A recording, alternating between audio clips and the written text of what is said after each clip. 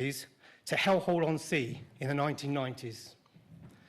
There was then a period of great investment in the early 2000s, and we saw real improvements. But unfortunately, austerity and the cuts of the last 15 years have made things much more difficult again. I really began to fear that we were going back to the bad old days of the late 1990s. But I've always tried to be an optimist, and I can see under this government things are getting better. Local people need to feel positive, to see that change for the better is possible, and feel pride in where they live and work. Small changes can have a big impact on people's lives, and the government's Pride in Place funding for Hastings gives us the opportunity to make things better, to give local people hope for where they live and hope for the future. I am really looking forward to making our hopes and plans for the future come true, to really make things better for people here.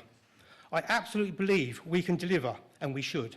We owe it to the people of Hastings. And I'm delighted to introduce to speak the person who's making this possible, the Prime Minister, Keir Starmer.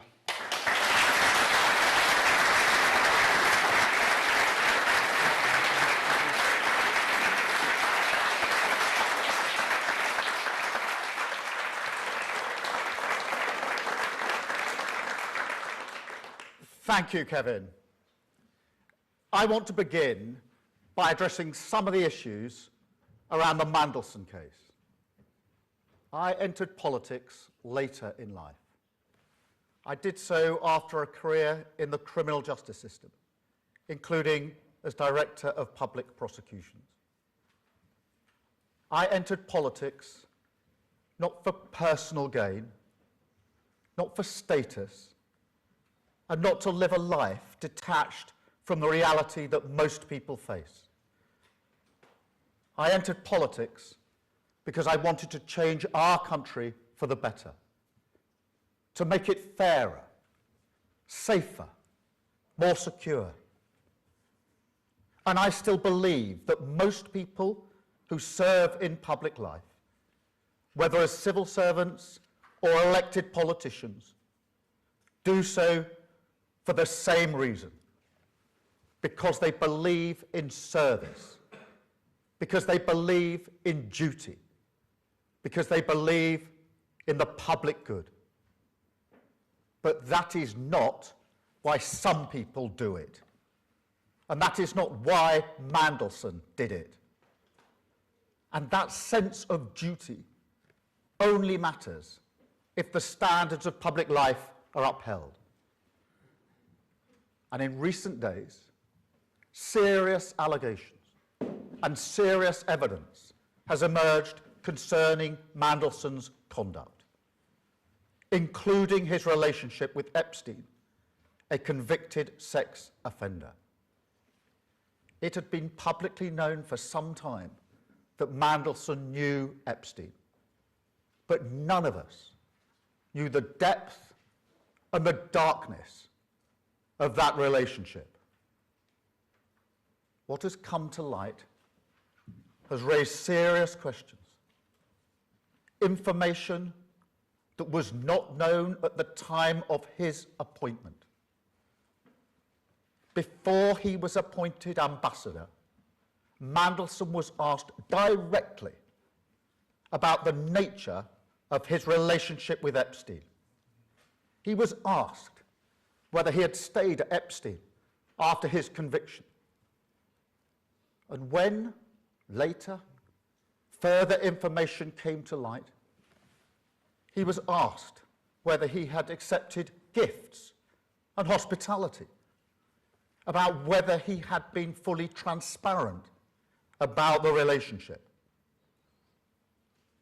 The information now available makes clear that the answers he gave were lies. He portrayed Epstein as someone he barely knew. And when that became clear, and it was not true, I sacked him. Such deceit is incompatible with public service. Let me be clear, no one is above accountability. And no one, however well connected, however experienced, however senior, should hold public office if they cannot meet the basic test of honesty. I also want to address the publication of the information Mandelson provided during the appointment process. I understand the strength of public feeling. I share the anger that people feel when powerful individuals appear to escape scrutiny. And I want to be able to release those documents as quickly as possible. I wanted to release them yesterday, in fact, and to talk about them at Prime Minister's questions. But the police have advised that releasing certain information now could risk prejudicing a future investigation or legal process. And however frustrating from my personal point of view that is, and it is, I will not take any step, however politically tempting, however popular, that risks justice for victims. Because this is not and must never become a political game. The victims of Epstein have lived with trauma that most of us can barely comprehend. And they've had to relive it again and again. They have seen accountability delayed and too often denied. To them, I want to say this: I am sorry. Sorry for what was done to you. Sorry that so many people with power failed you. Sorry for having believed Mandelson's lies and appointed him. And sorry that even now you're forced to watch this story unfold in public once again. But I also want to say this: in this country, we will not look away. We will not shrug our shoulders. And we will not allow the powerful to treat justice as optional. We will pursue the truth. We will uphold the integrity of public life. And we will do everything within our power and in the interests of justice to ensure accountability is delivered. That is what the public expects. That is what the victims deserve. And it is what I will do.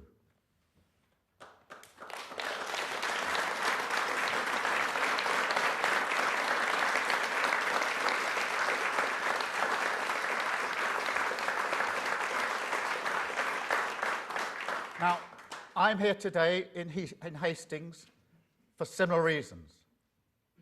Because I love this country. It is the greatest country in the world. The progress and prosperity I've seen throughout my life, the journey that I've been on personally, from a working class background to this, I owe everything to this country and its values. I've spent most of my professional life serving them, not just in politics. And I believe that pride, shared by millions, is the key not only for uniting our country, but also for finding in each other the strength to create, in defiance of an increasingly volatile world, a Britain built for all. Now, you heard it from Kevin, or I think I should address you as Mr. Hastings. And I want to thank you and everyone else like you who give their heart and soul to the ground beneath their feet. I believe in that pride. I believe in that purpose. I believe in British values, in rules that protect those in need, in the freedom to live and let live, in decency and tolerance, in respect for difference under the same flag. A common good. The idea fundamental to the Labour Party that a nation is not just a collection of individuals, but rather that we're bound by values, by common endeavour, and by responsibilities that we owe one another as partners in the project of this nation. I believe in our way of doing things when it comes to integration.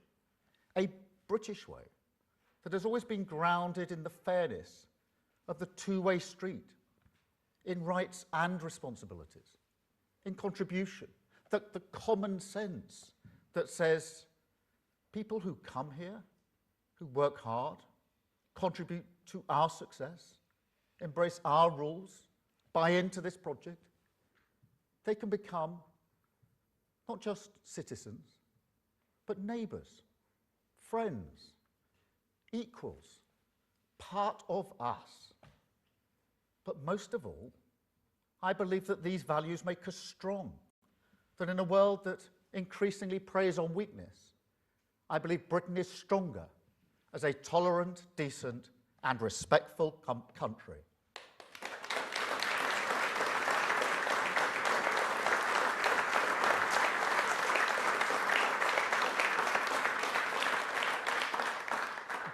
But we must be honest, because while I will always believe in these values, we cannot be blind to the reality that in recent years their practice has often become poor, and that when it comes to our shared responsibilities, we've taken our eye off the ball, and that our social contract is currently nowhere near strong enough to weather the storms of this world, because it's been undermined by political neglect, the scorched earth of Tory austerity, high streets, libraries, youth clubs, the places that shape a life, that bring different people together, that create the bonds of memory and pride in so many towns. They were just abandoned. Until you see now, sometimes from the very same people, a politics that has no interest in rebuilding any of that, only in exploiting the social scars. You see it in the industrialised grievance factory, in parts of social media. Miserable video after miserable video, telling you that entire cities and towns, the great communities of this country, are wastelands, no-go zones. And worse, selling the lie, defied every day by millions of people in this country, that people who look different cannot really live together. I reject that completely.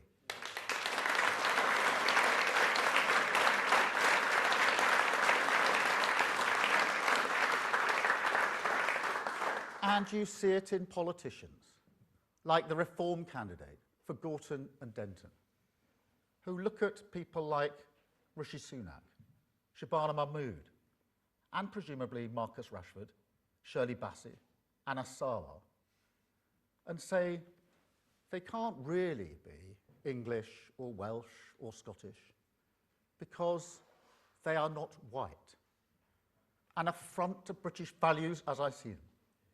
And I tell you, as long as I've got breath in my body, I will always fight against that politics.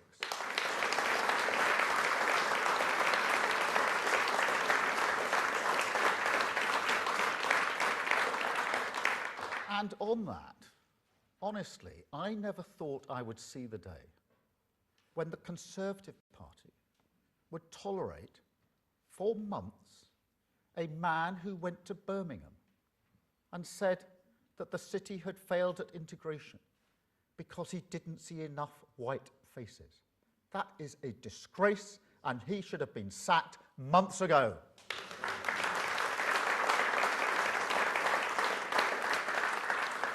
But look, it's not just the right.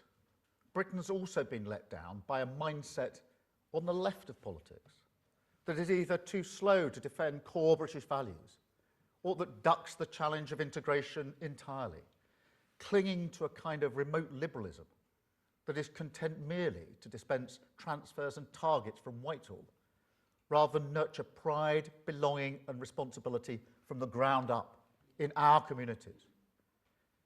You know, the Labour Party is the institution that stood with working class communities in cities like Glasgow and Liverpool, and door by door, street by street, turned a politics shaped by grievance and religious sectarianism into one of national renewal. That is our task again. Because politics in this dangerous era, it's no longer about left and right, but a contest between renewal and grievance, between those who believe society is a zero-sum competition and those who believe we can unite for the higher purpose of our community, our country, our common good. This government chooses the path of unity because that is the only way we can change Britain, the only way we can take control of our future, stand up to the world and walk forward together. And mark my words, it is a vital task. Enemies of Britain are active in this country trying to destabilise us. And so a strong society is imperative, not just on its own terms, but also for national security. To put it more bluntly, any country that cannot keep its high streets alive, its bills down, and its people feeling respected will struggle to meet the test of our times. So we must strengthen our society because it's vital for the future of this country. Now, it starts with the economy. That's fundamental. If we're going to defeat the politics of grievance, we must tackle the cost of living crisis, and we must raise living standards, not just in a few cities or regions, but across the entire country. And it's not hard to understand why. If you're simply battling through the days, it's hard to look forward with hope, let alone find the strength in each other. And so, all the decisions we took at the budget, getting inflation down, freezing rail fares, freezing fuel duty, slashing the cost of childcare for working parents, supporting people with their energy bills, but also investing in every community in this country, backing a proper industrial policy, raising the national minimum wage, that is all the absolute foundation of a strong society, essential for restoring hope in Britain. Second, we need to reform the state so that it recognises contribution as the common sense basis for integration, most of all on migration. Now, I know that migration is bound up with who we are. Of course it is. It's fundamental for the stories people tell about themselves, their family, their history and relationships. And I will never denigrate the contribution migrants make to our society and our story. Quite the opposite. And yet, it seems obvious to me that failures in Britain's migration system under the Tories were so shocking that they weakened trust in politics, faith in democracy to deliver what people vote for, and now, exploited by politicians of grievance, support the idea that diverse people can ever truly come together. Now, I reject that politics with every fibre in my being. But if you're serious about bringing this country together, you cannot ignore this issue. And so, yes, our reforms on migration are about taking control of our borders, but they're also about contribution. I mean, go back to Windrush, which is such an important moment in our national story. The people who came here, they weren't victims, they weren't vulnerable. Britain didn't invite them here as an act of compassion. That is liberal vanity. No, they came here because Britain needed them, because they wanted to come. And Britain wanted them to make a contribution. And they did. They helped rebuild this country. Now, I think there's far more dignity in that story, the real story, than in this kind of fairy tale of Britain's charity. There's a mutual respect in it, a fairness grounded in contribution that I believe has always been the basis of trust in migration policy for the vast majority of people in this country.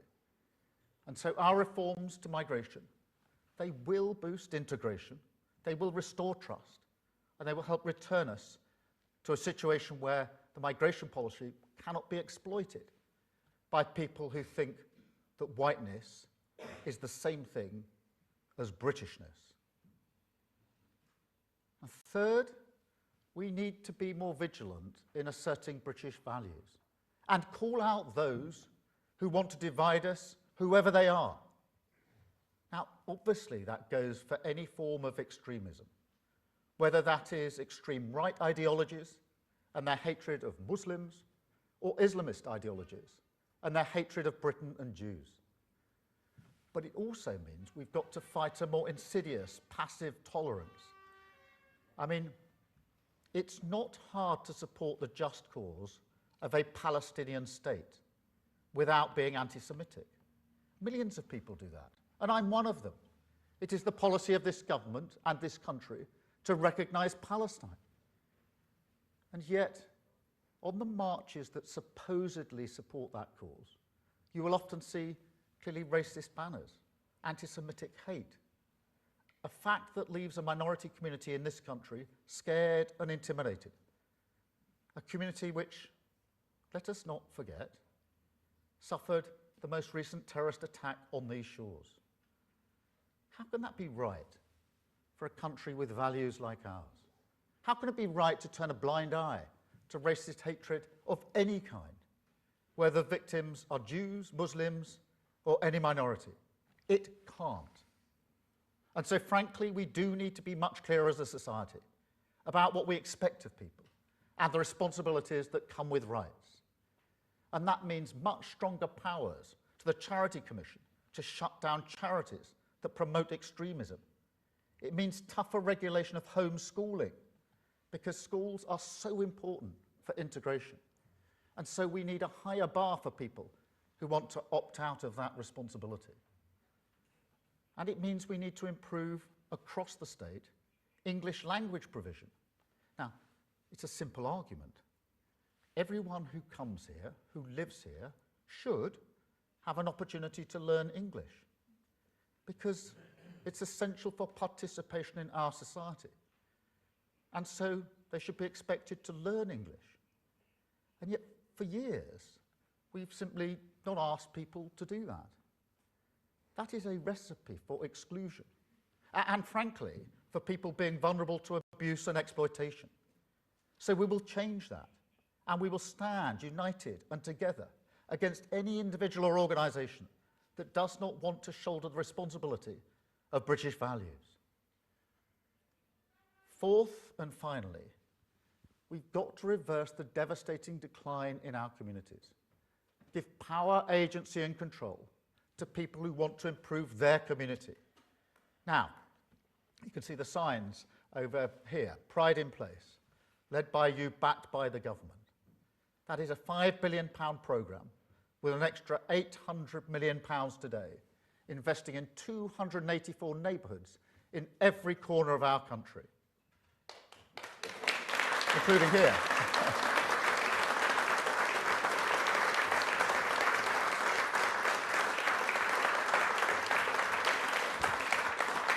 Because pride is the social glue, the force that holds together a community and a country. And yet, there's a paradox. This is the country where local identities, down to the village level, burn more fiercely than any other, where accents can change over a very small distance, where you get, amongst other things, a football league pyramid of 92 teams, 92 identities, 92 passions, and countless local rivalries. That's unique. We're a country of 4 nations, distinct and proud, where, as this weekend's rugby will show, tribal rivalry is part of who we are.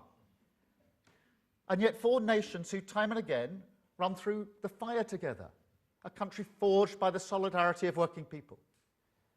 But this is also a country, and this is certainly for England, where the state is one of the most centralised in the world, and where all that ferocious pride is completely ignored by politics. Take a man some of you know, Bernard Stonestreet, who I think is here. Where's Bernard? Bernard, very good to see you here. 24 years of service in the Royal Marines, I believe. Tours of the Far East, the Middle East, Europe, and Northern Ireland. Now, for many of us, that may seem enough service, but not for Bernard, because Bernard works tirelessly for Sussex, Hastings, the ground beneath your feet. He's opened a centre for veterans where they can come and get support for mental health advice, particularly from people who've been there. He's opened a veterans cafe too, and he's looking to help homeless veterans as well. Thank you, Bernard.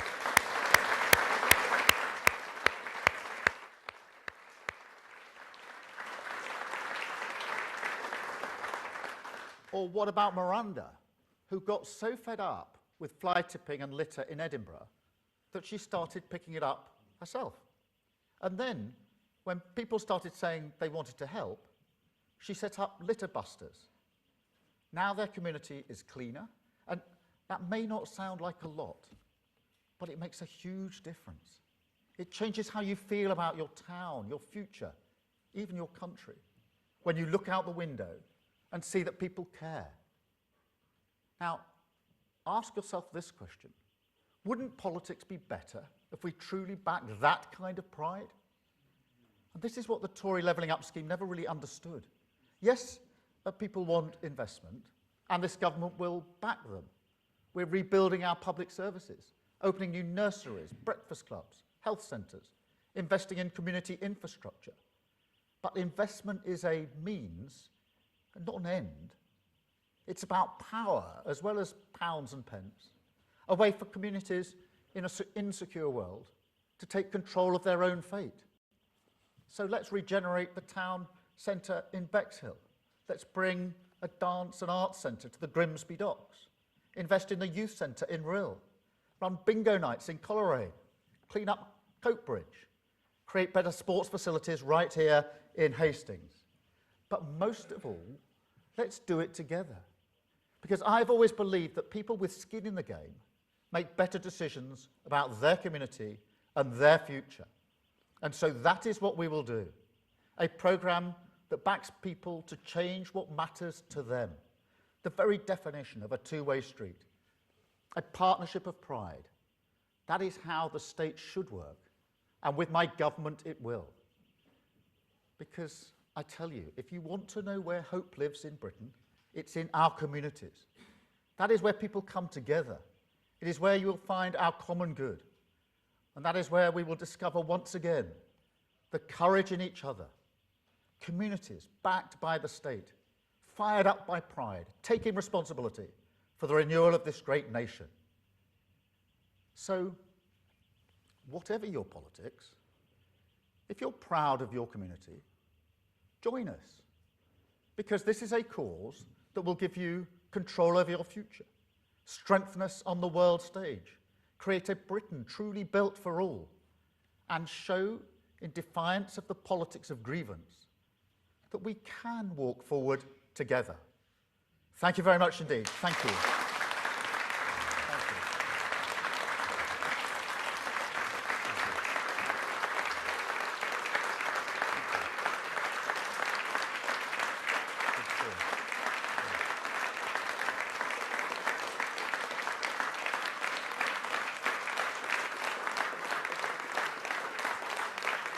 Thank you very much.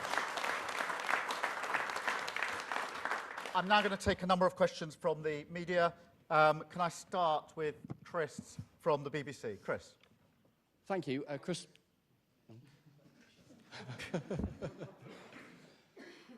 Thank you. Chris Mason, BBC News. Prime Minister, why was it that a man who had already twice resigned from government and, crucially, had a publicly known, ongoing friendship with a convicted paedophile was appointed by you as ambassador to Washington? And given all of this, what do you say to those in the country and those in your own party who say, frankly, that you have run out of steam? Well, Chris, let me just address that head on and perhaps clarify something I said at Prime Minister's Questions yesterday about the relationship between Mandelson and Epstein.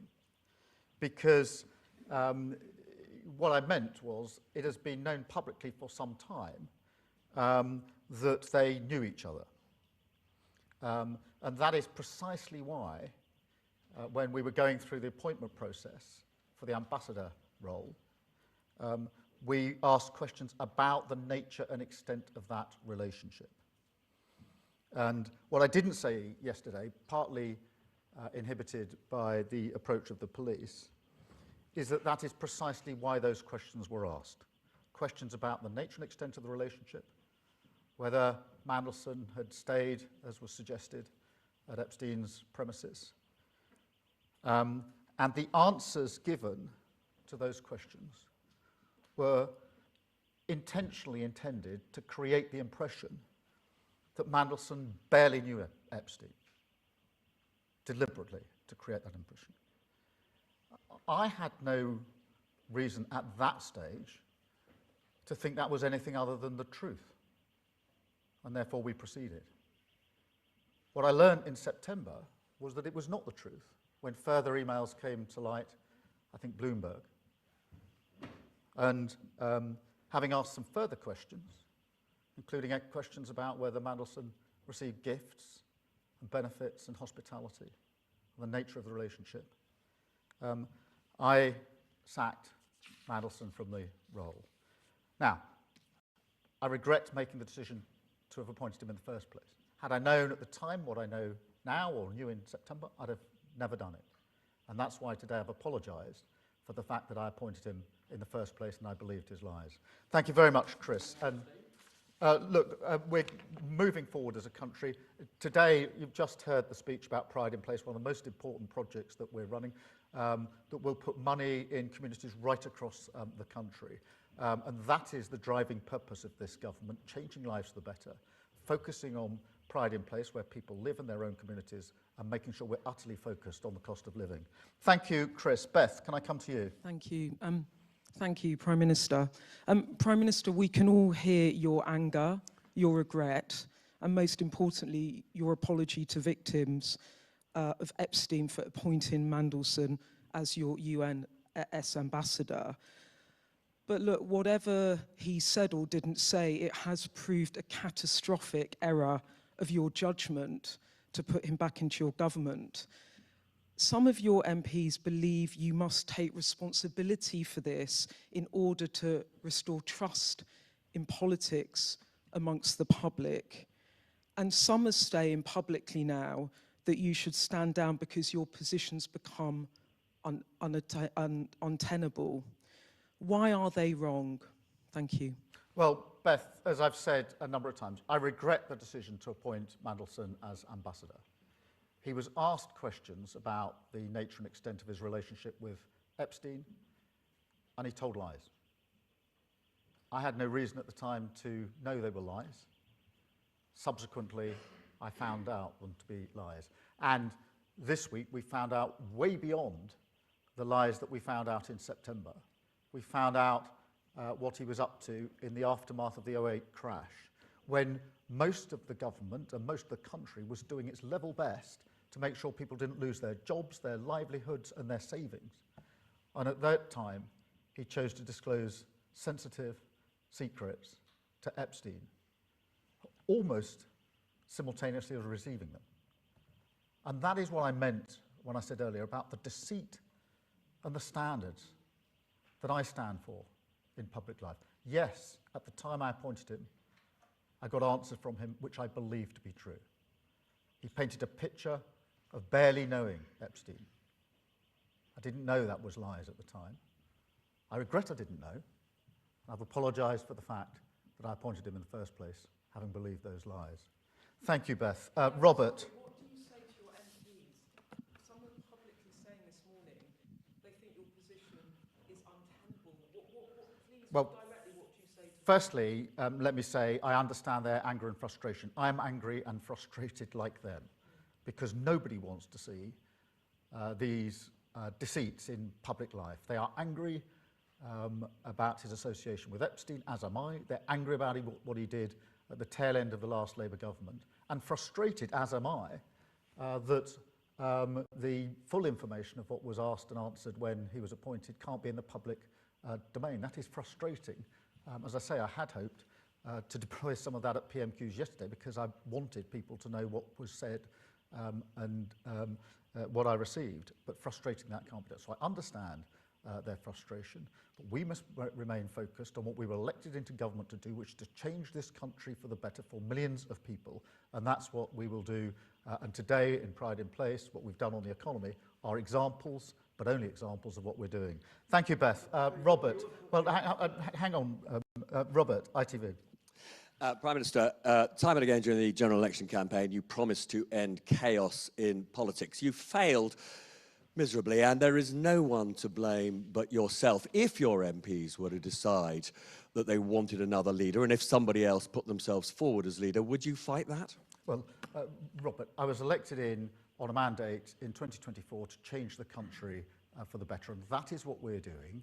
And if you look at what we've done, for example, on the economy, with inflation coming down, and the Bank of England says coming down to target in the first half of this year, with interest rates being cut now 6 times, which is the highest rate of reduction since the 2008 crash, with the work we've done to lift 500,000 children out of poverty, that is the change that and the Pride in Place work that we're doing, examples of which I've just gone through, that is what we were elected to do as a government. That is the change we're bringing about. And am I frustrated that the focus is not on that and on other things because of the misbehaviour and deceit of other people? Of course I am. But of course I am. I understand that. But I was lied to. I was lied to. Deceit. Now, am I frustrated and angry that the good work we're doing gets out of focus because of that, and that tomorrow's front pages are unlikely to be about the Pride in Place project? Of course I am. Of course I'm angry and frustrated about that. But that is the work, that is the change that will affect millions of lives, and I will remain focused on it. LB, will you just...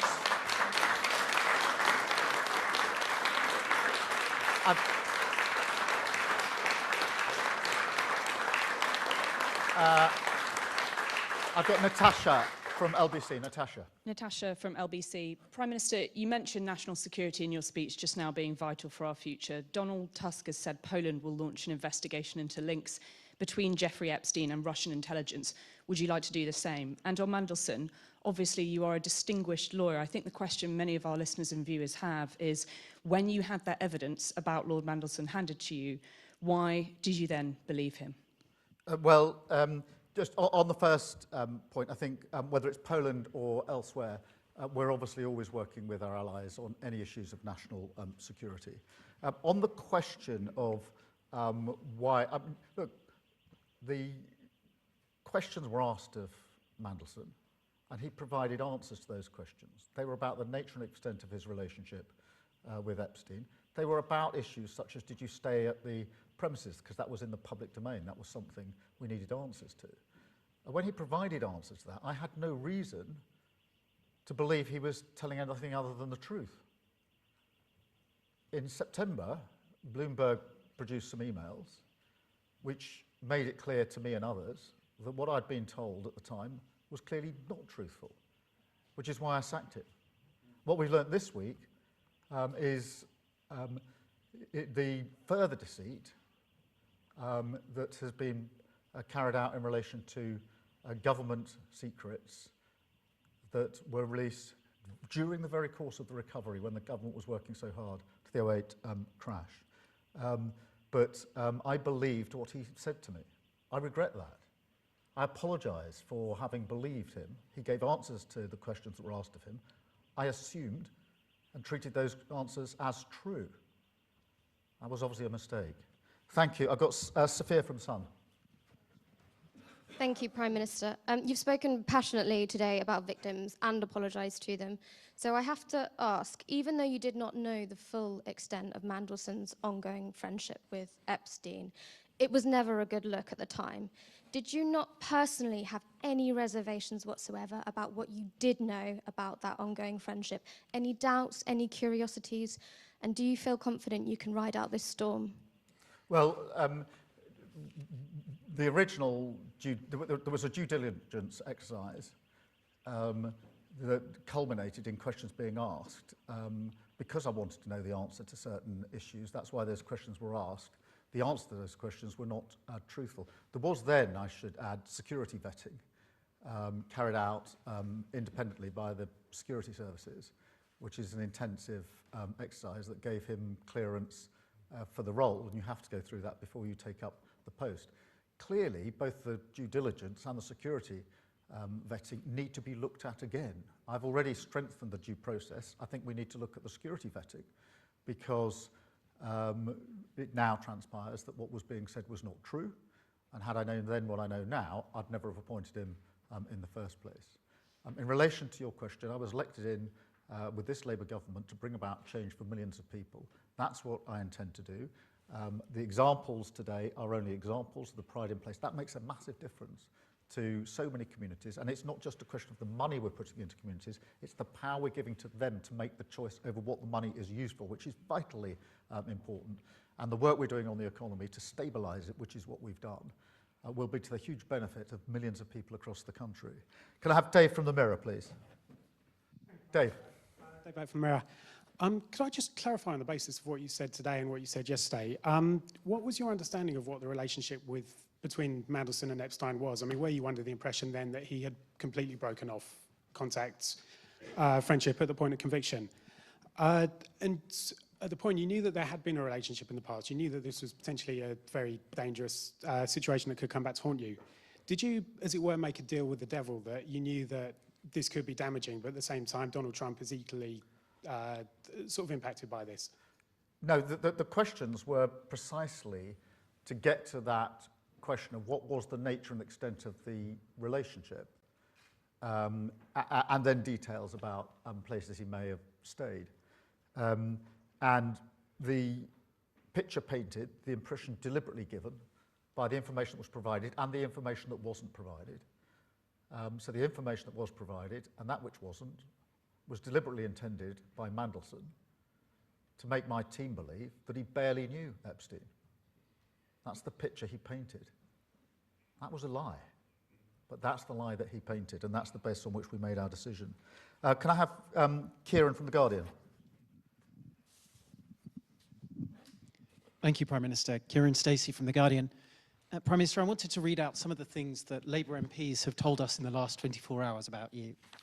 One told us, "I'm personally not sure I could trust myself to back the Prime Minister in a confidence vote." Another said, "It's like Chris Pincher on steroids, it's over." Another said, "This government is on the run." One former minister said, "It's time for a fresh start, the sooner the better." Isn't the real lesson from yesterday that you can no longer command the majority in the Commons? And if so, isn't your authority fatally undermined? Well, look, I understand the anger and frustration amongst Labour MPs about what has happened, the deceit, both in the appointment of Mandelson as ambassador and what happened at the tail end of the last Labour government. I actually share that anger and frustration. It was palpable yesterday. I'm not surprised. As I said, most people come into public life to serve the common good, actually whichever political party they're in.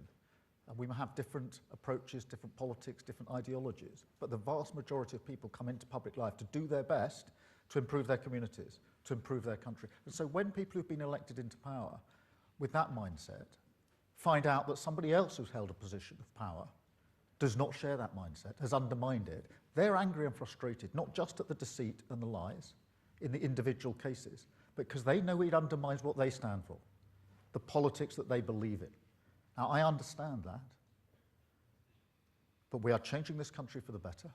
We had 14 long years of failure under the Tory government, and we're correcting that. We've stabilised the economy, we've put a huge amount of investment into our public services, and we're rebuilding our communities. And I intend to go on doing that vital work for our country because I believe it is the absolute focus and the first importance for this government.